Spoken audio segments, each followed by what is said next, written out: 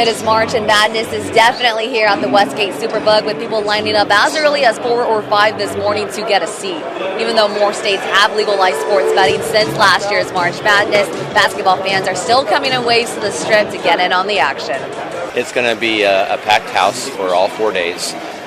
It's one of the biggest sport events that we have each and every year. It rivals the Super Bowl. Not an empty seat at the Westgate Superbook as fans come in from all over to cheer on their teams and place their wagers.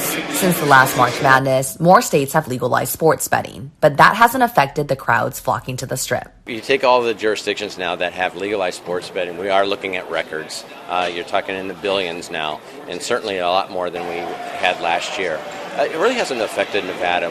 We see a lot of new faces of people that have been playing in other states, eventually like to come to Vegas. On top of that, interest in women's sports has grown significantly.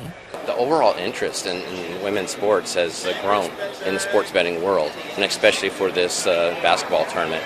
With Iowa and what they've done, along with all the other popular teams that have received a lot of coverage during the course of the season, we're seeing numbers that we've never seen in women's sports. We've seen handle increase almost to double digits, and we offered, I think, almost double the events than we did last season for the postseason for women. So just we see the interest in our customers, and so we've stepped up and doubled our coverage in terms of things that you can transact on. Caesars Sportsbook advises bettors if you're putting down money on March Madness, you have to do the work. What you want as a sports bettor is you want to feel like you're making a knowledgeable bet. You want to prove that you're right, that you've done the work.